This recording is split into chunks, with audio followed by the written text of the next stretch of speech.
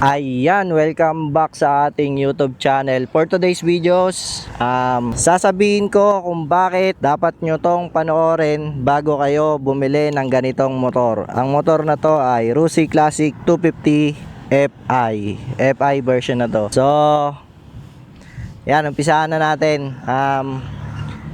Bakit ko nga ba to gagawin? Siyempre, content ko na din sa YouTube channel ko. Tsaka siyempre, para malaman nyo rin yung mga bagay na hindi talaga maaasahan sa motor na to. Kumbaga parang malaking error sa part ng motor na to. Yan. Kasi baka matulad din kayo sa mga naunang kumuha ng mga Rusi Classic 250 Fi na gantong motor. 2 buwan lang, sinasauli na agad kasi hindi nila akalain na may mga ganun palang haharapin yung pagkuha nila ng ganitong motor. Yung iba nga wala pang 1,000 km, binalik na kagad nila yung motor nila na Rusi Classic 250. Yung iba naman binibenta na nila ng second hand sa mga Facebook page o ano. Yan. Di ko napapatagalin, sasabihin ko na agad yung mga bagay na dapat nyong malaman bago kayo bumili ng ganitong motor. Kasi hindi talaga kasing premium ng mga mamahaling brand yung ganitong motor. Marami pa rin talagang error, marami pa rin talagang problema na hindi talaga totally 100% perfect yung gantong motor. Unahin ko na dyan ay yung kaniyang panel gauge. Ayan, yung panel gauge na yan, nakikita ba? Teka lang. Yan, dyan sa panel gauge, hindi siya accurate. I mean, may mga may mga function siya na hindi accurate itong panel gauge na to. Una na dyan, nakakainis itong fuel indicator. Yung fuel indicator niya hindi siya accurate. Nababawasan siya ng minsan kalahating bar, minsan 3 bar yung binabawas niya. Kapag hindi ka pa sanay sa motor na to, kakabahan ka kasi isipin mo talaga kakapultang ko lang. Ang baba na naman ng barko, maano agad. Kumbaga may empty na naman yung yung gas ko. Kakabahan ka lalo kung hindi ka mahilig mag full tank. Tulad nung isang tropa ko na taga Teresa. Yan sa Antipolo. Kumuha siya ng ganito, 2 buwan lang binalik niya kasi ang lakas daw sa gas. Ganyan, hindi niya alam yung panel gauge nito, ang bilis bumagsak, hindi siya accurate. Yan. Pero hindi naman siya umaangat ng sobrang angat na kapag walang laman yung tangke mo, bigla siyang aangat, doon kakabahan, di ba? Bumababa lang siya pero hindi siya umaangat. Halimbawa, full tank ka, bigla siyang bababa ng ganyan. Bababa siya ng 3 bars, biglang mababawasan ng 3 bars. Pero kapag wala kang laman yung tangke mo, pag walang laman yung tangke mo, hindi naman siya angat. Yan. Tapos, sunod pa rito yung kanyang time. Hindi rin maiset yung time niya. Hindi rin siya maiset yung time ng motor na to. Malaki rin yung problema ng orasan nito. Yan, hindi rin siya accurate. Pero okay naman siya sa pagdating niya sa odometer, at saka sa speedometer, at saka sa trip meter. Yan. Okay naman siya sa mga ganyan. Pero pagdating lang talaga sa panel gauge ay sa indicator ng langis ay ng gas, doon siya nagkakaproblema. 'Yon. Next naman na dahilan dapat nyong malaman bago kayo bumili ng gantong motor. Ang next ay ang kanyang maintenance. Kung manggagaling kayo sa lower CC, tapos bigla kayong kukuha ng ganitong 250cc, sa maintenance niya medyo mapapamahal din kayo eh. Kasi wala kayong, sa langis pa lang, kumukonsumo na yung langis niya ng 1.3 liters na langis. Sa langis pa lang. Yan. Ayan, 1.3 liters sa langis. Eh wala naman tayong mabibiling langis na 1.3 liters lang, di ba? Kaya medyo mapapamahal ka dyan. Sunod, yung kanyang seat height. Kung ang seat height nyo ay tulad ko, nasa 5'3", medyo mahihirapan na kayong dalhin to ng stock. Kailangan papalitan nyo na yung upuan niya, katulad itong ginawa sa motor ko. Pinalitan siya ng ginawang camel yung likod, tapos tinabasan dito. Yan, para lang maabot ko. Tsaka yung height, ay yung yung bigat niya, yung weight niya. Mag-aalangan kayong umikot sa mga alanganing lugar kapag nasa 5'3" kayo pababa, tapos ito yung dadalhin yung motor. Ito nga, kahit natabasan na to, matutumba pa rin kayo pagka liliko kayo sa mga alanganing lugar eh. Ayan. Tapos sunod na dapat yung malaman, yung clutch lever nya. Yung stock nito sobrang tigas, grabe, kahit langisan mo hindi talaga uubra. Ayan, kung sanay kayo sa mga malalambot na clutch, yan, mananakit yung kamay nyo rito. Mahihirapan kayo kasi sobrang tigas ng stock nito. Yan, hindi siya komportable talagang, lalo kung hindi kataasan yung kamay nyo, hindi kalakihan yung kamay nyo, mahihirapan kayo rito. Yan.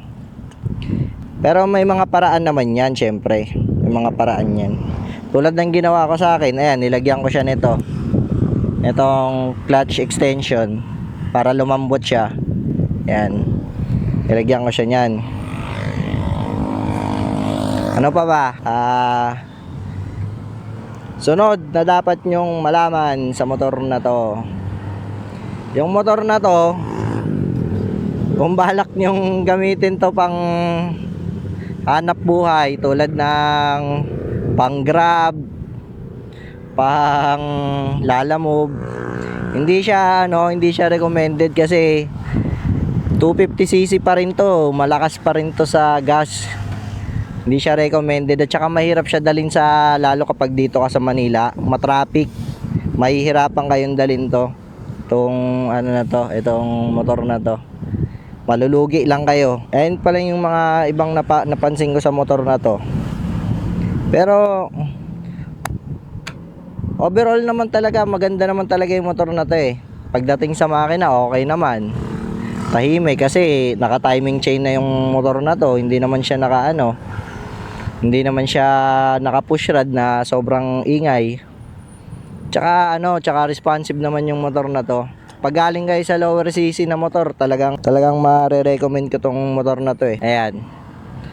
Tapos, isa pa nga pala sa pagka mahilig kayo sa long ride, isa pa sa poproblemahin nyo sa motor na to ay yung charging. Wala siyang charging port na nakalagay dyan. So ako, dahil ginagamit ko tong motor na to sa paggagala, bumili pa ako ng charging port. Ito, ang ganda nga oh, hindi siya masyadong halata. Yan. Nabili ko siya sa Shopee. Medyo mahal nga lang, tsaka matagal dumating kasi galing pa ng China. Pero solid.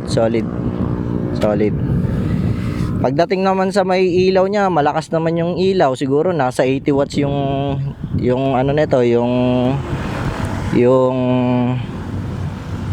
headlight ng motor na to. Medyo malakas, pero hindi pa rin siya sapat kapag iuwi mo siya ng Bicol. Halimbawa, magpupunta kayo ng Bicol, yung kalsada sa Bicol masyadong malubak. Alanganin yung ilaw nito, kailangan mo pa rin maglagay ng mini driving light. So ayan, naglagay ako niyan para para maliwanag ang buhay pag babiyahe. Tapos ano pa ba?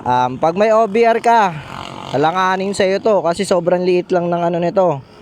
Lalo kung malaki kang mataba ka tulad ko, malaki kang tao na ano?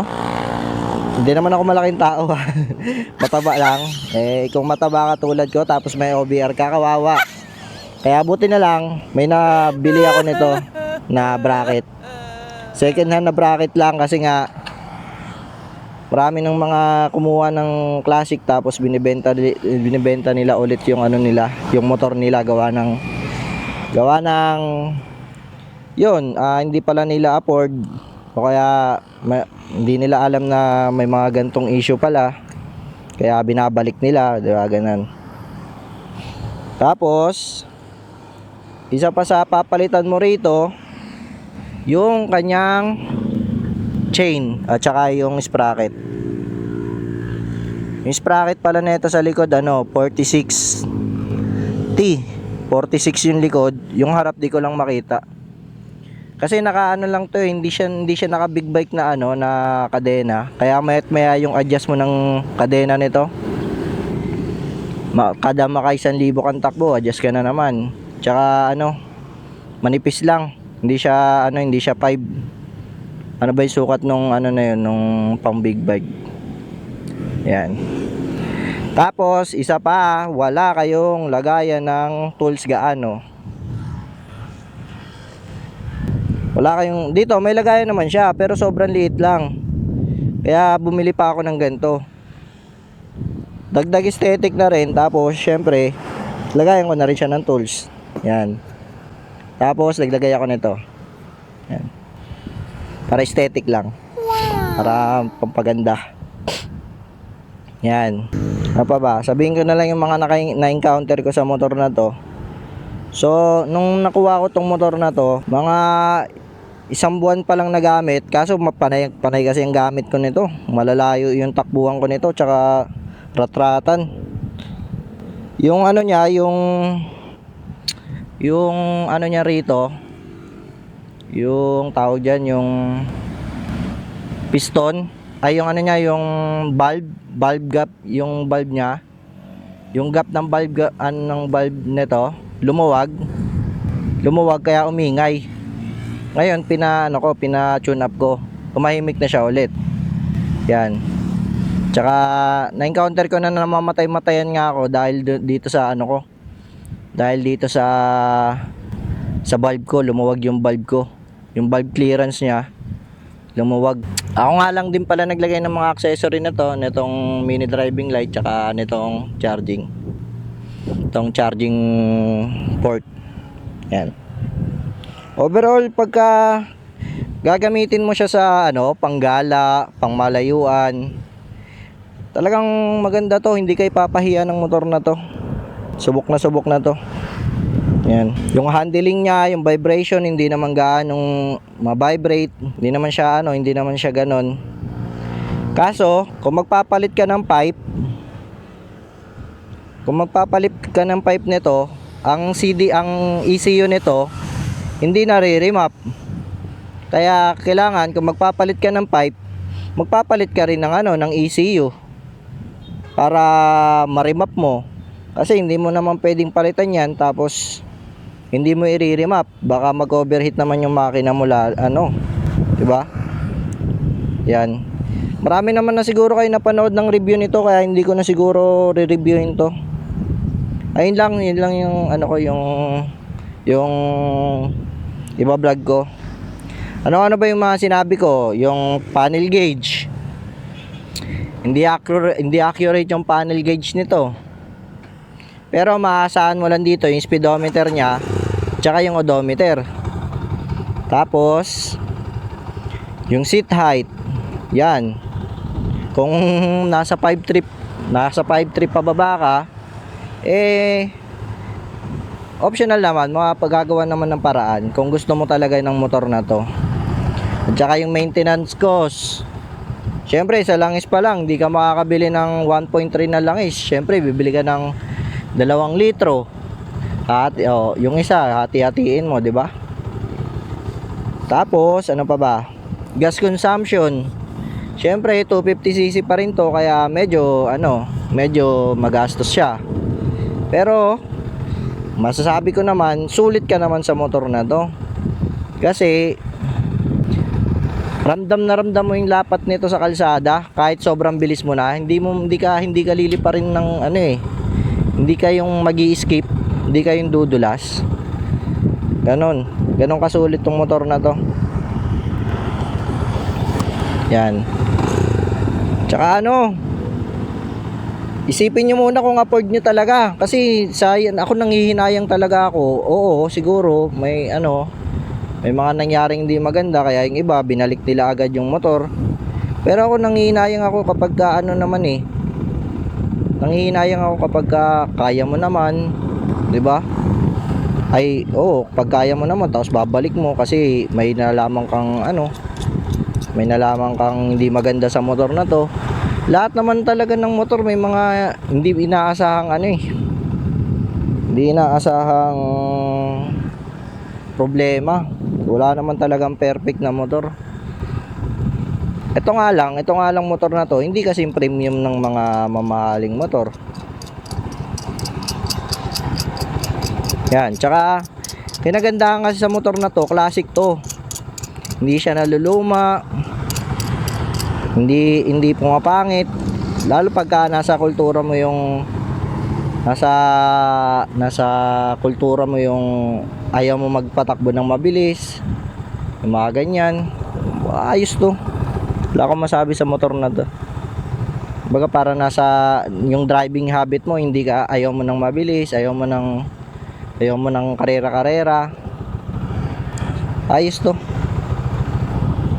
Ayan. Ang top speed ko nito sa stock na motor na to, nasa 120. Top speed na talaga yon, talagang ratrata na yon. Hindi ko na siya kayang siguro dahil na rin sa bigat ko, yan. Ayan. Nandito nga pala ako ngayon sa C5 extension, sa likod ng SM Sukat.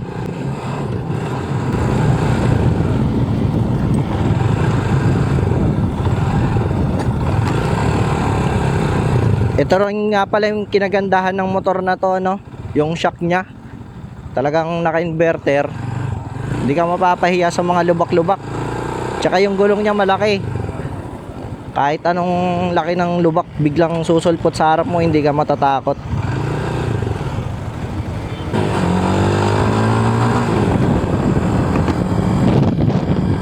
Yan. Kita nyo naman yan. Oh. Ako kasi galing ako sa lower CC, kaya ramdam ko talaga yung power ng motor na to. Medyo matagal-tagal na rin kami nagsama ng motor na to mga nasa 3 months, 4 months na yata. Masabi ko lang, sulit talaga. Wala akong masabi. Wala akong masabi, pero masabi ko lang. Dulo mo, men. Yan, kaya kung nag-iisip kayong bumili nito, consider niyo muna yung mga sinabi ko na hindi siya kasing premium ng mga branded na motor. Kasi meron talaga siyang issue. Bili mo na ako palamig. Kuya, 10 lang. Kuya, pwede pa tapon? Salamat.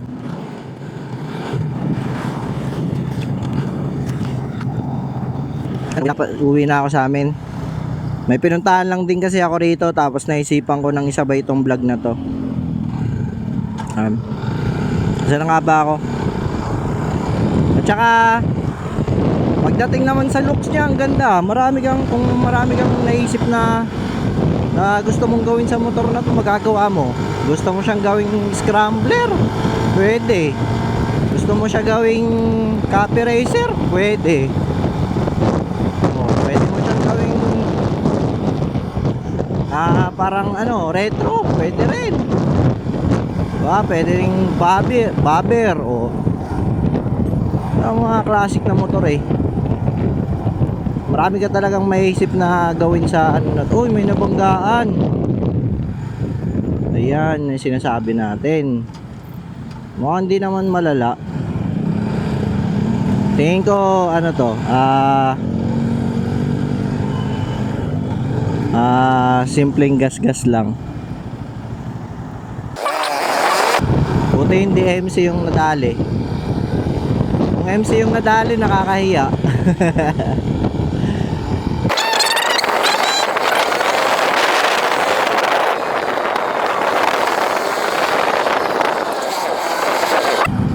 Ang ganda na ng kalsada rito sa C5 eh.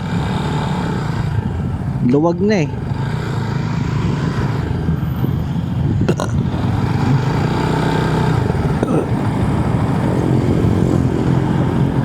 Parang may gagawing skyway dito. Hindi ko lang alam kung saan papunta to.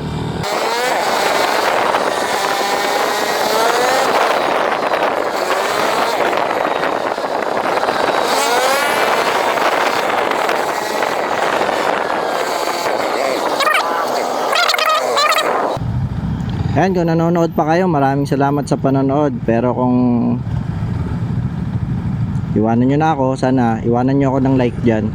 Tsaka subscribe na rin kayo guys, para sa mga susunod pa nating content sa motor na to. Hindi ko na siya gagawa ng review siguro. Ito na rin siguro yun. No? Ewan ko lang, gulo na.